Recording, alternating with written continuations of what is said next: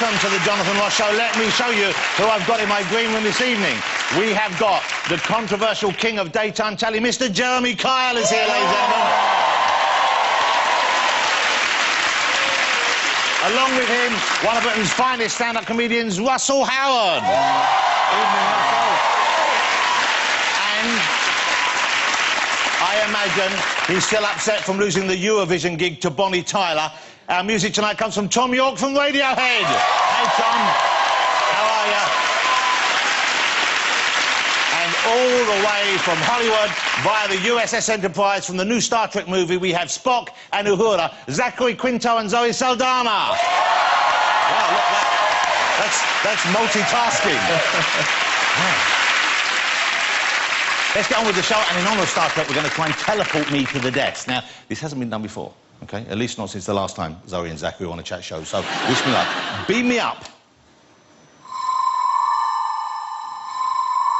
No, hold on, this isn't right. I need to be over there, so let's try it again. Let's beam me down over to the desk. That's where I need to be. Let's try it again. Where the hell am I? What? Alan.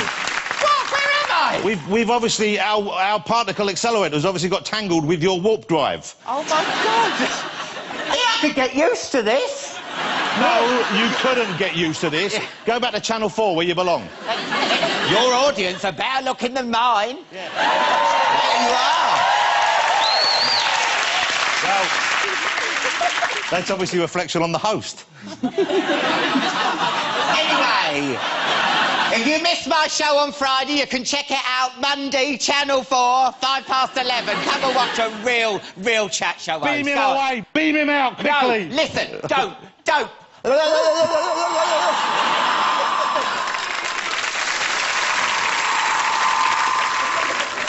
And that is acting. Okay?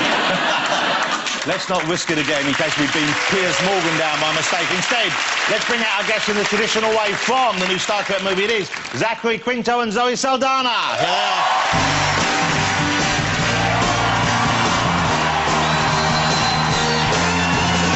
Fabulous to have you here. Thank you so much. How gorgeous, how handsome. Come on, sit down. Let me squeeze in it. Well, the whole beaming up and beaming down is more complicated than it looks. Trust me, we know. Yes. Wow, It's painful, but it's fun and it gets you where you want to go. OK, so congratulations on the new movie, the new Star Trek movie.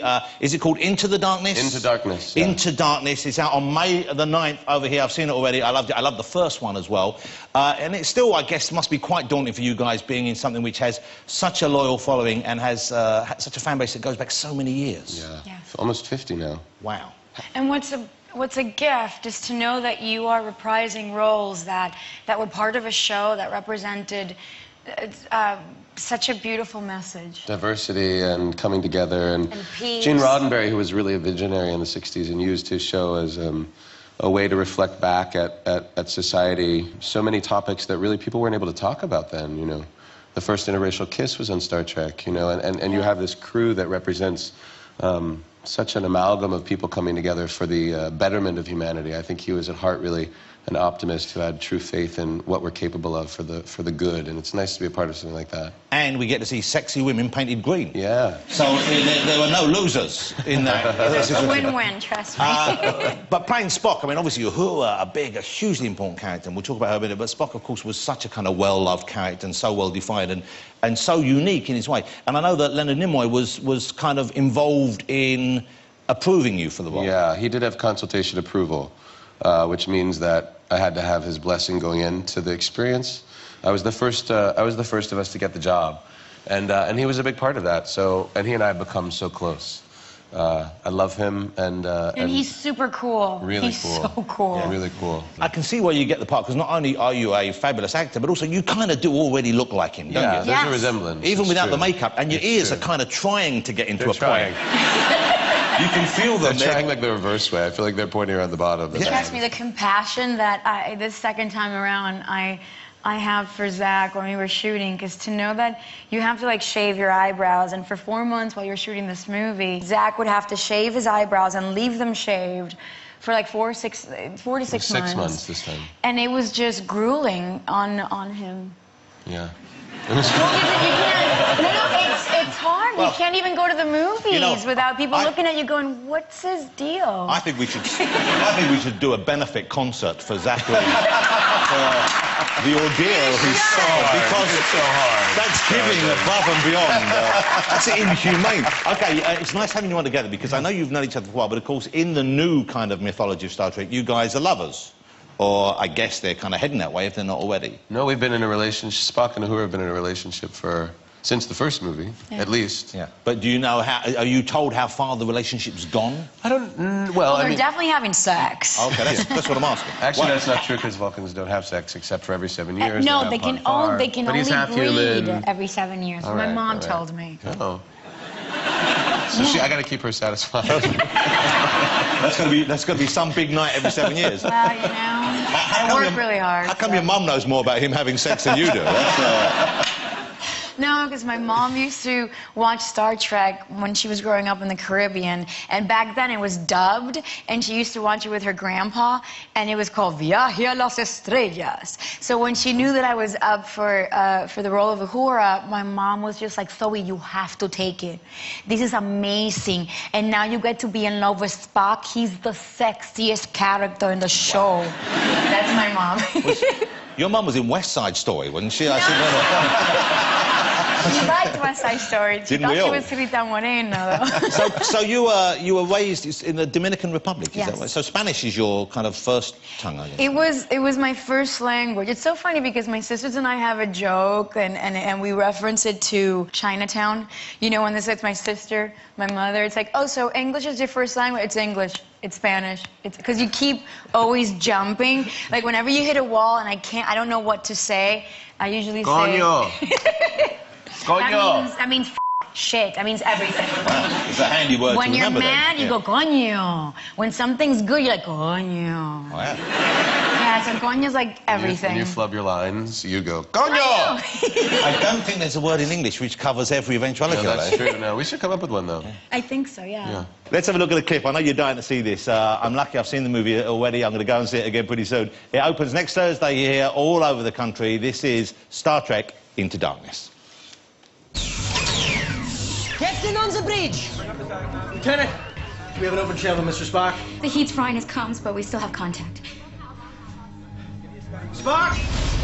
I have activated the device, Captain.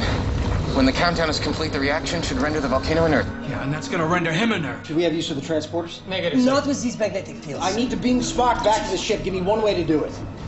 Maybe if we had a direct line of sight. If we Hold on, wee man. You're talking about an active volcano, sir. If that thing erupts, I can't guarantee we can withstand the heat. I don't know that we can maintain that kind of altitude. Our shuttle was concealed by the ash cloud, but the Enterprise is too large. If utilized in a rescue effort, it would be revealed to the indigenous species. Spock, nobody knows the rules better than you, but there has got to be an exception. None.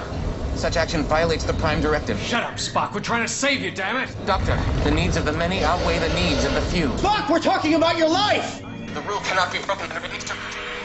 Spock! Try to get him back online. 90 seconds to detonations. Spock over here and over there. What would he do? He'd let you die. Wow. I feel like my voice... Because if you had sucked on helium. Yeah, it sounds as though I've been inhaling helium. It sounds like my voice is really higher. Well, on you that are in a clip. tight spacesuit. Maybe that's what's going on. That's spacesuit. Let me ask you about your clothing, because you are in an outfit so tight. I mean, it's not quite as tight as something I saw Cher wearing, looking at some pictures last week, but it doesn't leave a lot to the imagination. I guess, are they restrictive? Is it difficult to perform in that? You mean the wetsuit that I Yeah. have in that scene? It was definitely a wetsuit, so it was made with the material of wetsuits. But you needed baby powder and 4 people to help me put it on and zip it up, and then... And I bet it was hard finding volunteers, wasn't it? You know what was hard? Was getting water. Because when I was on the set, I would ask for water, and nobody would get it for me because they didn't want me to go pee. Because that meant that they would all have to come and unzip me and take it off, and I would have to... And it was a very mean We'll add that to the benefit. Experience. We'll add that to the concert that you pulled together for. So it's a benefit tragedy for of our shaved lives. eyebrows and risking thrush or whatever. No, I I don't know what. it seems like, oh my God, that's so lame. Why is she complaining? You guys, when you're working like 18-hour days, it's really hard. But you know, you should do. No one would get me water. You have to pee, and you just, can I please, can I get some water? And you're so parched. You're just meant to let it go, though. In a wetsuit, you're meant to pee in That's wetsuit. right. That's right. And that's what started See? happening. So for the rest of us, it was a nightmare. Yeah, but that's how me. Nobody told me about Yeah, that. but number ones only. Okay, you don't want to. One final thing before we go to a break, and the guys are going to stick around. We're going to talk about the break. I want to say the whole Spock hand thing. That's plagued me all my life. I've always wanted to be able to do that, just to snap into it. And some people seem to do it, some people can't. Could you always do it, or did you learn? No, I did have to actually spend some time conditioning my hand before I started shooting the first movie. Didn't you tape it one time? I put rubber bands around these two fingers and drove around Los Angeles going like this. Wow. So that I could, because I couldn't do it at first, but I've got it in the end. Oh, did you do it in the left hand then? You were doing it left-handed? Yeah, I do it left-handed. You don't do it right-handed? I'm left-handed. Yeah, I can kind of do it on the right hand, not as well. I'm more like you on my right hand. You can't do it on the right hand at all. What are you That's talking not about? true. That's the most pathetic Spock hand I've ever seen in my life. Well, good thing you're not playing it, I suppose. Yeah, yeah. Oh, well, hang on. Oh, the shade. Okay, let's have a look in the green room. Jeremy, can you do it? Because you... Oh, nice! Wow, hold on. That's pretty good. You're doing a weird thing. You look in like that a finger there. Vulcan rapper. Yeah. Yeah. No gang signs. Okay, Russell, you... Nice. Do with that one, but that one, no. See? You look like you're a bad mime artist, is what you're doing. Trapped in a box. Tom's got it going. Yeah. My shizzle.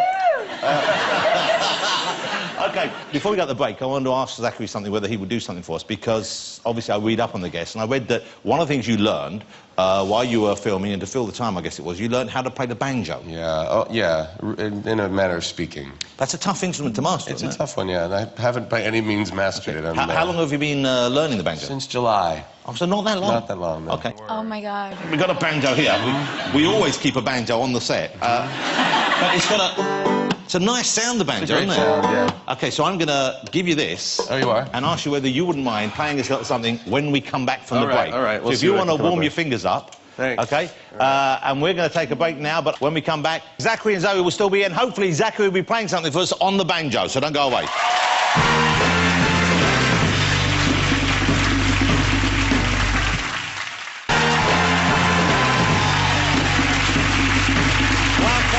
Ladies and gentlemen, as you can see, Zachary Quinto is still here, Zoe Saldana is still here, I'm pleased to say, and Zachary is armed now with his banjo. With your banjo? With our banjo, yes, Yeah. which is a communal banjo. I was going to bring my banjo on the press tour, but I thought it might be a little cumbersome to cumberbatch to travel with.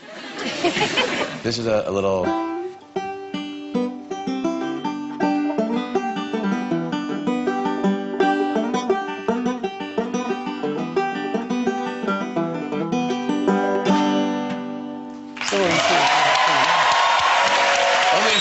Only a few months. I'm no Steve Martin.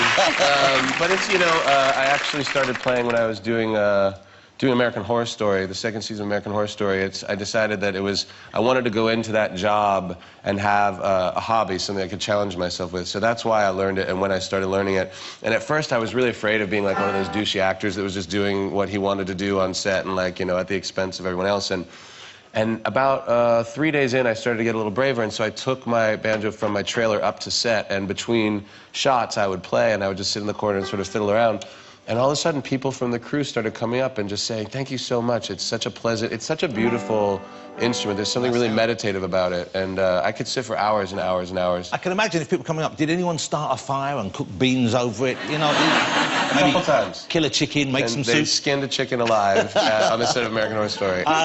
Zoe, let me ask you, because what an incredible few years it's been for you, because not only are you, you know, this huge role in this new movie franchise, but also one of the leads in Avatar as well. Yes. What a fabulous film and a great performance. And of course, you were blued up for most of that. But and they're making a sequel, aren't they? Is that going ahead? I think that they're doing a part 2 and a part 3, and they're probably going to shoot it at the same time. Because if we just do 2 and then wait, I'll probably be like 45 or 50 by the time we get to part 3. It takes a long time. It's a very hard process when you shoot motion capture. And you're in Is it as hard as when they don't get you water when you need it? Or when you're wearing like a wetsuit, it's so hard. When are you shooting it, you know? Early next year, awesome. I think, yeah. And you're in the new, there's a new Marvel movie as well. You're kind of doing a lot of this fantasy stuff, Guardians of the Galaxy. Yes. So I was blue for Avatar, and now I'm going to be green for Guardians of the Galaxy. So you play just about any colour? Yeah, pretty much, pretty much. Okay. And can you tell us anything about that, or is that kind of top secret for now? It sort of is, and the only reason why I say it is because they made me sign a whole bunch of papers, but if I didn't, I'd be so telling you right now. Can you talk about the movie you did, the new movie? Hey. Oi, no whispering. All right, Can I? Yeah. One of my favorite things is that Zoe played Nina Simone in a biopic that she shot earlier this year, and I cannot wait. Oh, last fall, last fall, right? I can't wait to see this because I love Nina Simone. Me too, man, me too. An incredible woman, and also she was quite a troubled woman, wasn't she? Didn't she have bipolar condition, or there was some kind of psychological problem? Yes, well, this is, no, actually, people think that she obviously was a person like that was a drug addict, but it was, she was diagnosed with bipolar disorder very early in a time where they were experimenting drugs on people. So these drugs were not approved, they had severe side effects, and they had weakened her body very, very much. So learning these things as I was, you know, stepping into this character, stepping into her life, I was very grateful to know that. It's wonderful that you can get the truth of her life story out there, because obviously that will help people going for the same thing. And it's reminded me, Zach, because when you came out, I know that was for a reason, wasn't it, in Hollywood? I mean, it's a different story entirely, but it was a specific reason why you did that. Yeah. It's just so I would stop calling him. Yeah.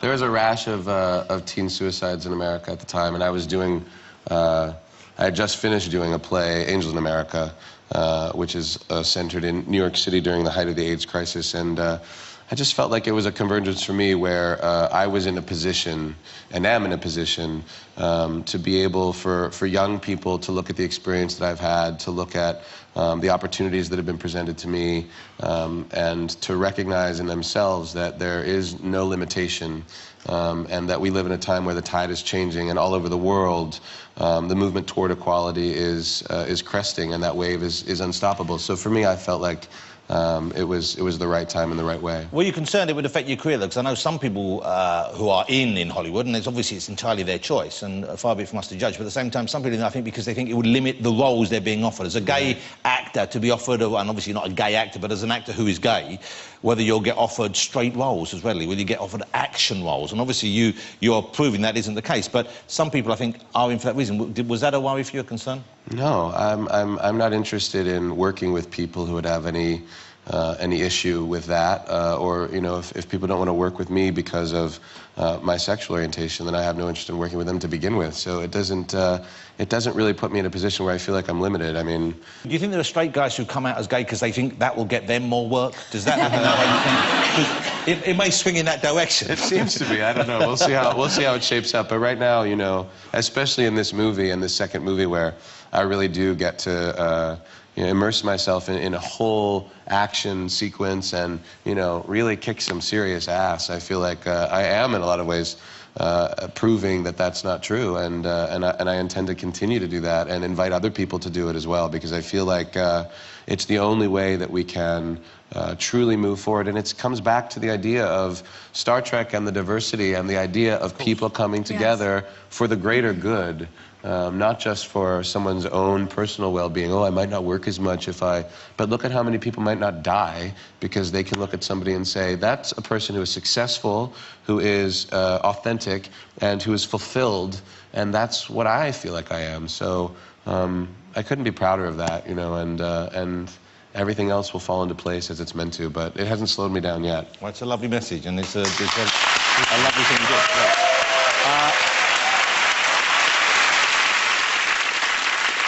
One thing for you, I'm sure some of you remember, there was a terrific series I loved on TV because I love superhero stuff. Heroes was on television a while ago, and you played the evil Siler in that. I did, yeah. And the way you did, your face, you can make yourself look quite evil quite easily, it seems to me. Your face lends itself to evilness quite well. I think it's the eyebrows, too. Partly. Is that what it is? Partly. So right now you seem quite open and friendly. How do you switch to evil mode?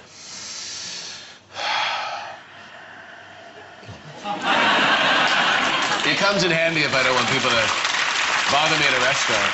Hey, well, you mentioned eyebrows because it is a big part of it, and you've got a spectacular... Of all the people that have to shave them off... I know, that's exactly the point, You've got twice the normal amount right there. Totally. But eyebrows, doing stuff with the eyebrows is kind of fashionable. See if you can help me spot whose eyebrows these are. It's a new game we're playing. Whose eyebrow is this? OK. Oh, The Rock. Oh, that was too quick. But he looks like he tweezes. He looks like he tweezes? Yeah. OK, so that's The Rock. You got that 1 for 1. OK, let's go again. Oh. Sandra Bullock. Sofia Vergara. No, you're both being too classy. Cheryl Cole. Cheryl. Wow, Cheryl Cole. Well, if you're watching, Cheryl... I said Kim Kardashian. Kim Kardashian it is. You went low enough. That's right. There you go. God bless her. Good luck with the baby, Kim. OK, let's do one more. Stallone. Yeah, that's it. The master. More. There you go. Here's one more. You ready to get this one? This is a tough one. This is not possible. That can't be real. Is that actually eyebrows of somebody? Well, it's maybe not somebody. Maybe it's a... There you go. It's that. That's too cute, isn't it? OK, we're going to have to say goodbye. We've had you here for a while. I would love to keep you out for longer. I'm enjoying your company both so much. Thanks, you too, How man. lovely to meet you, Zoe. Thank you. Zachary, lovely to meet you again. The film is out May the 9th, I said. It's great fun. Even if you're not a Star Trek fan, you're going to love it. But, of course, who isn't? Will you join me in saying thank you to the fabulous Zachary Quinto and Zoe Saldana? Thanks for the banjo playing as well. OK. Stick around, because after the break, Jeremy Kyle will be giving us the results of Russell Howard's DNA test. You don't want to miss it.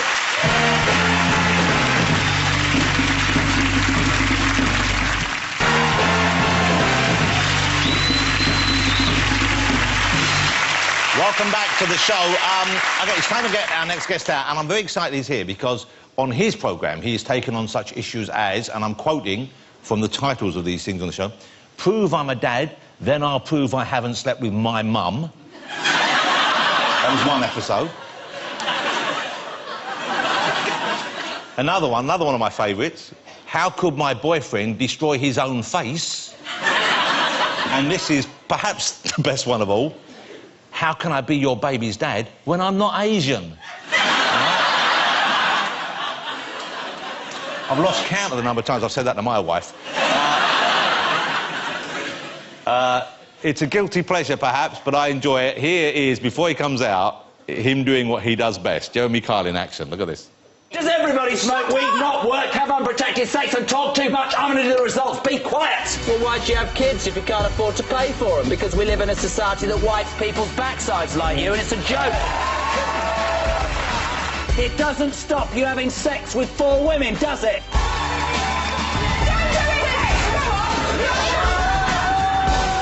This guy is not worth it. You've got family and you've got friends, and you need to aim hard in this time. We're going to support you and work with you, OK? OK. Change your life, he's worth it. There you go. That's tough love in action. Will you please welcome Mr. Jeremy Kyle?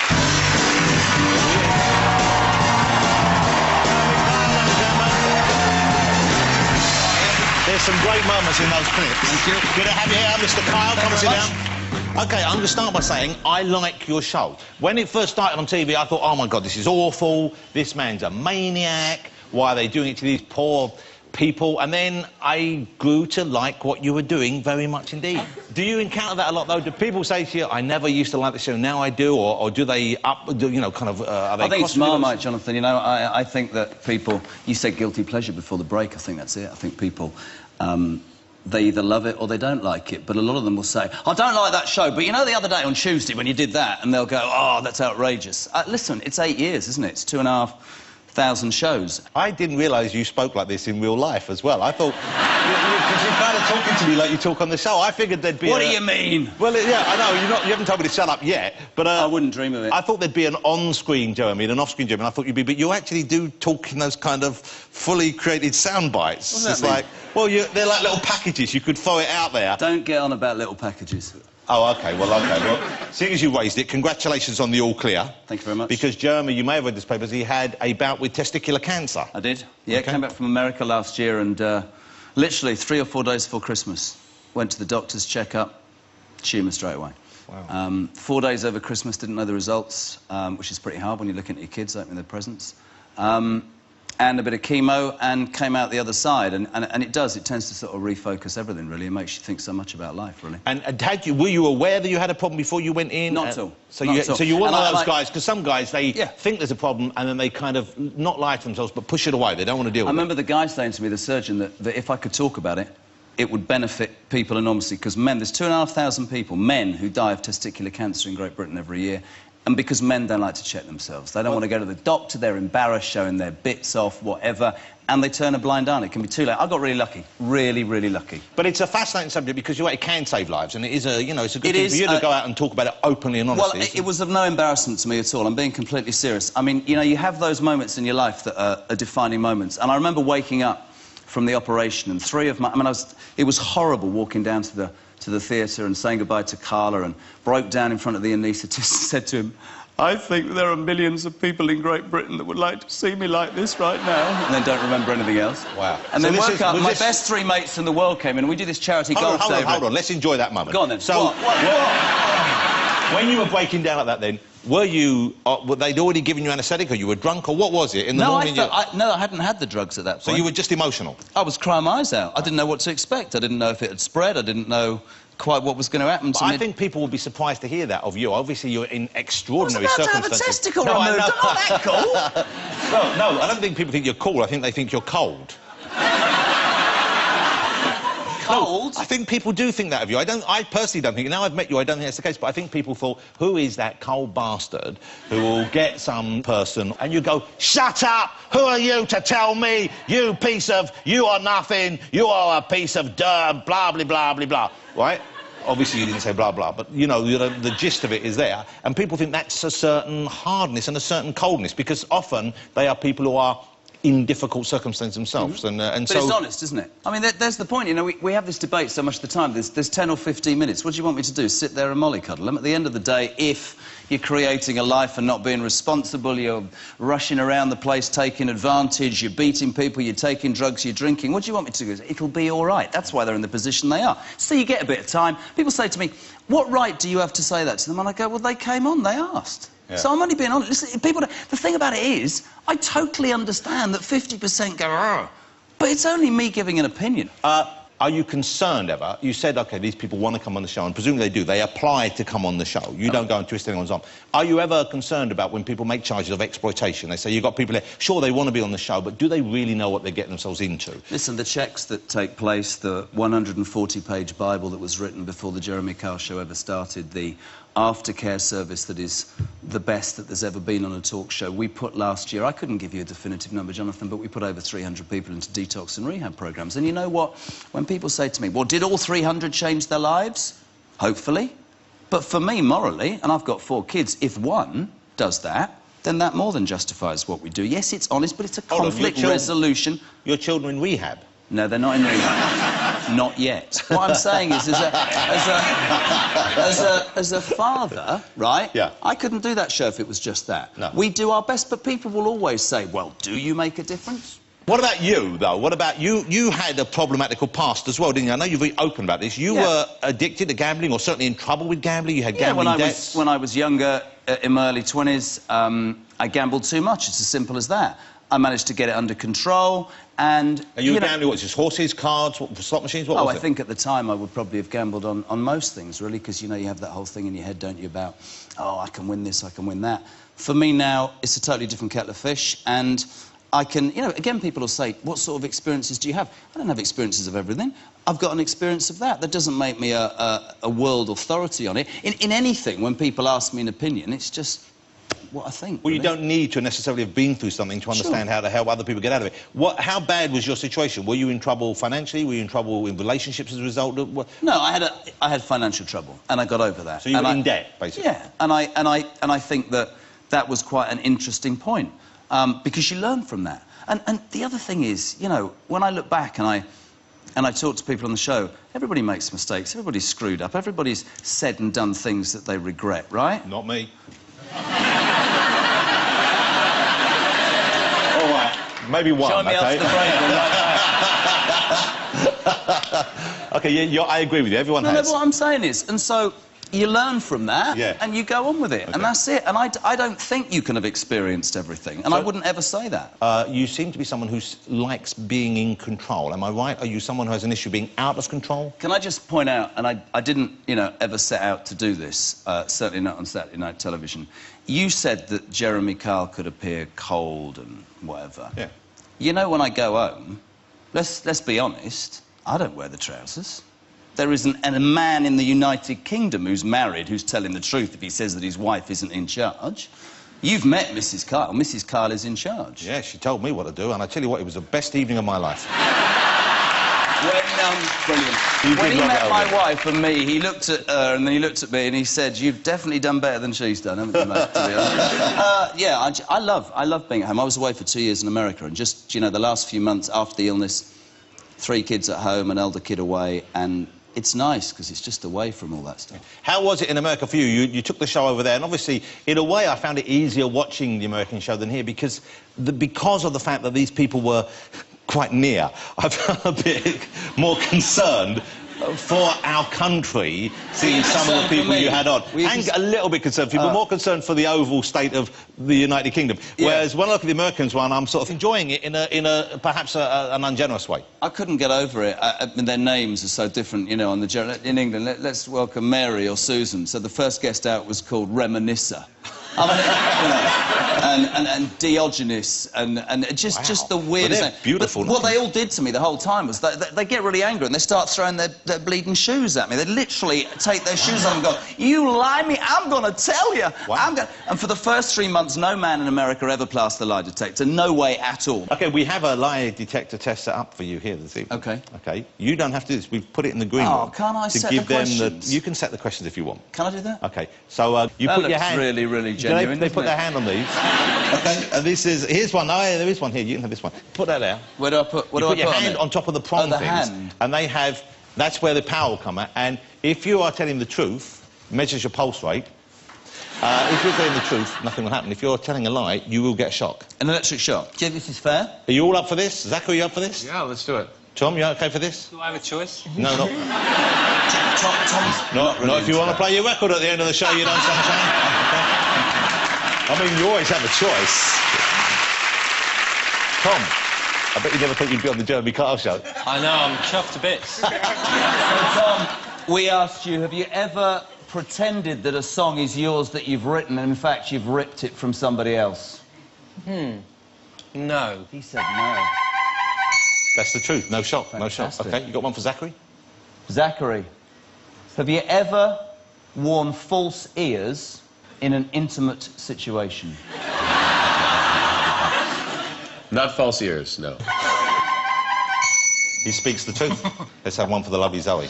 Zoe, contrary to what you said earlier, have you ever decided that you couldn't make it to the toilet whilst wearing a wetsuit and had to let it happen? No, I wouldn't. No, she didn't. OK, Russell, it's all on you. Russell, are you enjoying tonight's show? Yes. Really? Russell, let's do another one. Russell. Yep. Have you ever won Rear of the Year? Yes. Ah, you son of a bitch! Well, that's broke. Can I just be honest with you? This is broke. Only his one has an electric shock. Clearly. Russell, let's do another one. Russell. No, well, let's not. We've got that, surely. Russell, let's fire it up to your bollocks. Russell, I think you've just given him an idea for his next series. Jeremy, thank you for coming on the show. Pleasure. You're a good sport, and also, really, I think what you do it about as well as anyone can. It's a good show, and I enjoy watching it, so I'm glad that you still do it. Ladies and gentlemen, Mr. Jeremy Kyle. Thank you very much. Stick around, Jeremy. Thank you very much. I'm just going to go and say hello because we're going to take a break now. After the break, I'll be talking to the incredibly funny Russell Howard, but we also have music coming up from the one and only Mr. Tom York, ladies and gentlemen. Tom, how are you? It's great to have you on the show. You know I've always been a huge fan of you, of Radiohead, one of my all-time favourite bands. This is a new thing you're doing. What's this new project you're doing now, though? Well, I've got this band called Atoms for Peace. We haven't actually started touring yet, because 2 of the members of the band are playing with the Chili Peppers at the moment. What's the difference in working with... Why do you go with a new band? When you've got your old band, why do you now find a new band? Well, it started out, I made a record on my own, just on the computer, and I was curious to know what it would sound like to get people to play it live, and asked Flea and Joey and my friends to do it for a laugh. And then it turned out to be a really exciting thing, so we just ended up making a record from it. And what kind of music could people expect from this? Because it's much more rhythmic. It's like much more dancey, fast, furious, whatever you want to call it. Because towards the end, Radiohead, you got more and more kind of ethereal, did you not? Yeah, I mean, I say it's fast and furious, but the one I'm going to play later on is most definitely not. Did you feel a little bit like you were cheating on them? It felt like sleeping around, which is not necessarily a bad thing. Oh. Let's see what Jeremy has to say about that. Because I think he would have a point to make there. I really want to see you play live. And when you're playing, it's going to be all new material. You can do any of your solo stuff or the Radiohead stuff with the new band as well. I don't think the Radiohead stuff. It's basically solo stuff from a few years ago, and this new record, which is called Amok. Amok. And the track you're going to play for us later is called? That's called Ingenue. Ingenue. And you're going to play a little something now to go into the break, aren't you? Yeah, I'm going to play something you might know. OK, don't go away, because Tom will be performing a whole song at the end of the show after Russell Howard. But for now, ladies and gentlemen, enjoy.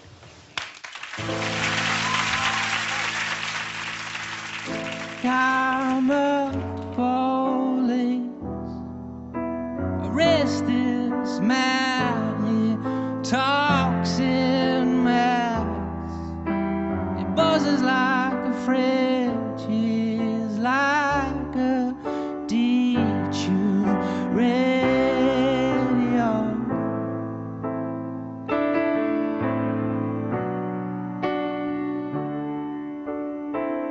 I'm a police, arrest this girl, her Hitler head was making me feel ill, and we have crashed her party.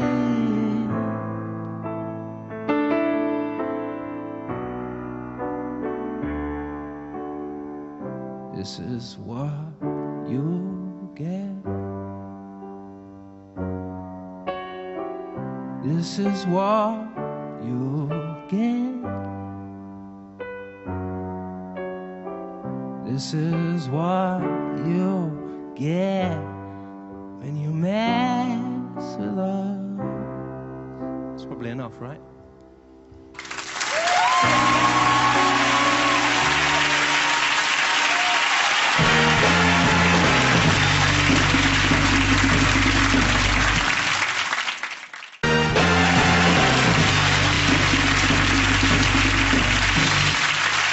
Welcome back, ladies and gentlemen. Let's get my next guest right out here. He has been named as Heat's Weird Crush of 2013. He's now a shoo-in with the bookies to win Rear of the Year. It is Mr. Russell Howard.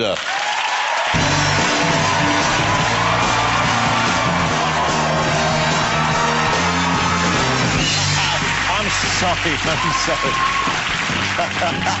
No one else got zapped. Did it actually hurt? Yeah. Oh, sorry.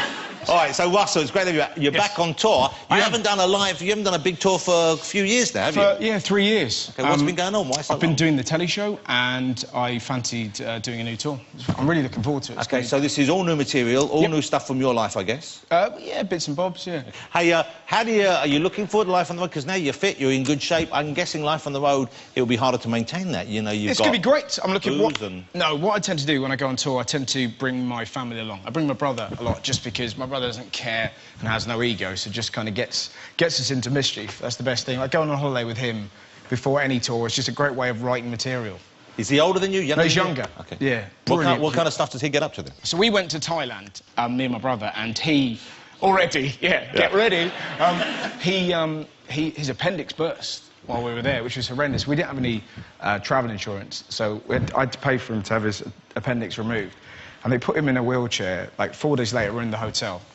And it was awful, but he survived, and we're in this lift. And there's about 6 other people in the lift, and my brother's an arsehole. So he started pretending to be heavily disabled in the lift, right? I've never been more disgusted with him in my life, right? He was sort of just, and we kind of, the tension was building as we got up, right? We got up on the 4th floor. We got out of the lift, and I punched him in the face. But there were people outside the lift. and they hadn't seen what he'd done inside the lift. All they'd seen is a bloke they recognised off British TV run up to a bloke in a wheelchair, punch him in the face, and scream out loud, "What's wrong with you?" So it was just one of those moments where... hopefully. And they didn't applaud. Let me tell you that, they didn't applaud. Well, hopefully they will do now. What about your mum? Will she be going on tour? Because I love hearing stories of your mum. She Terrific. sounds like quite a... Your whole family is an intriguing proposition, but your mum in particular My seems... mum's a wonderful lady. There she is. There you are with her on the red carpet. Hey, that's my sister. How cool is that? Yeah. Oh, that's lovely.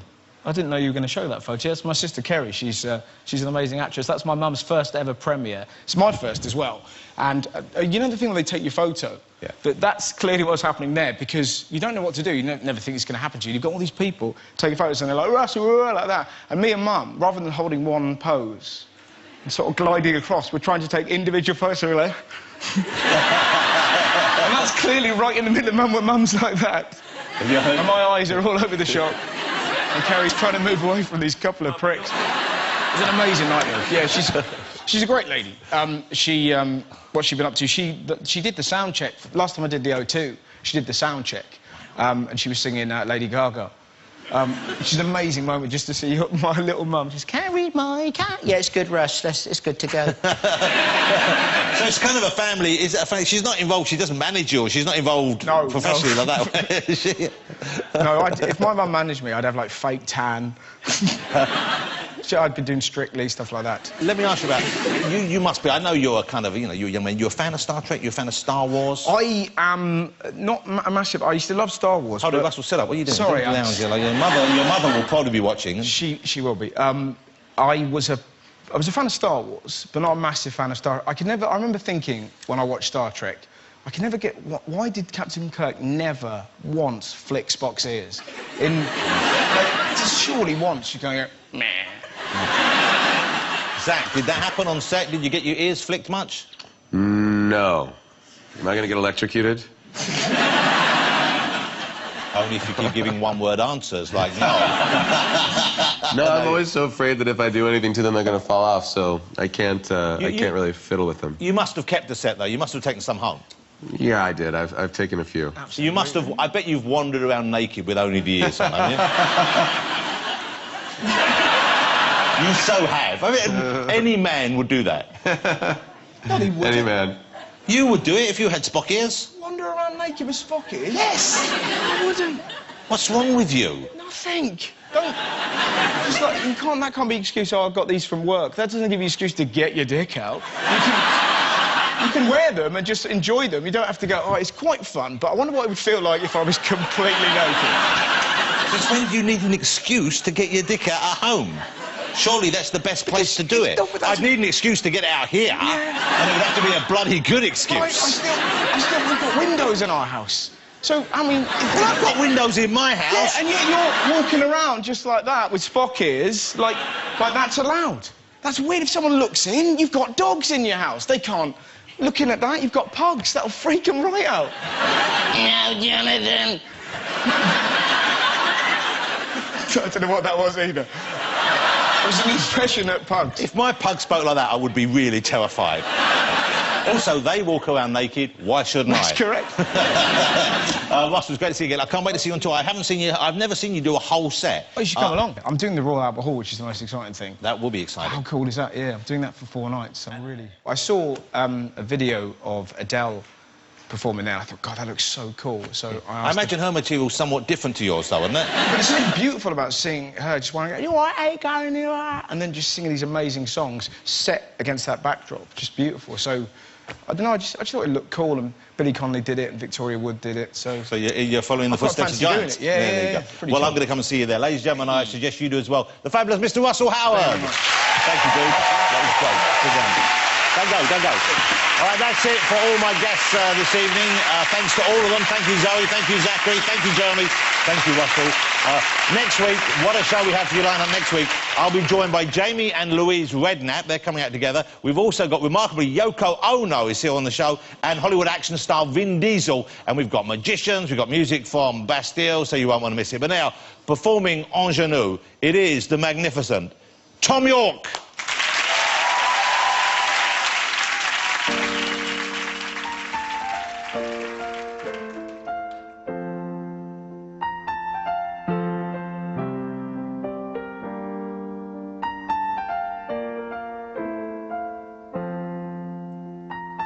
You know, like the back of your hand. Who let them in? You got me into this mess, so you get me out. You know, like the back of your hand, your bell jar, your collection, as you knew. You got me into this mess, fools rushing in, yeah, and they know it.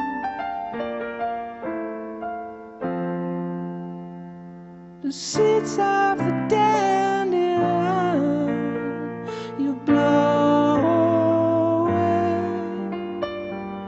in good time I hope and pray.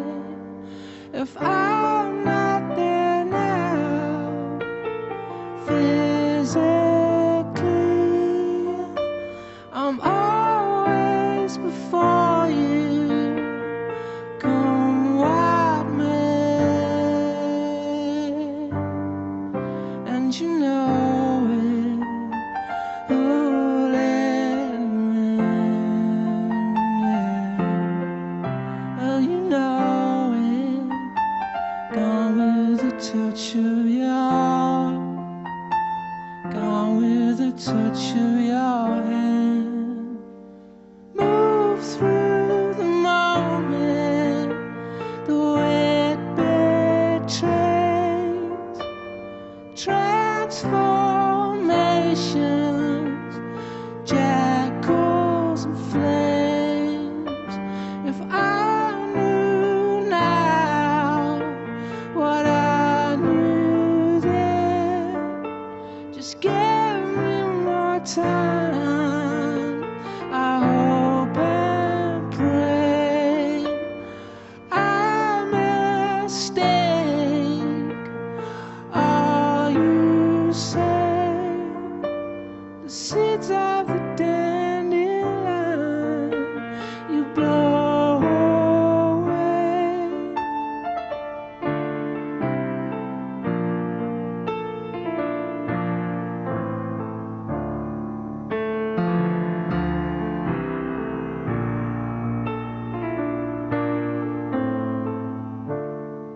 Thanks.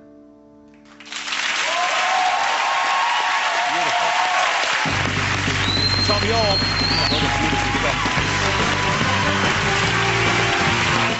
With his exams looming and his father's illness, the pressure is on for Endeavour in the last in the series tomorrow night at 8. Then continuing our prospective season, Hugh Laurie shares his passion for the blues as he tours the US performing and recounting its history. That's at 10.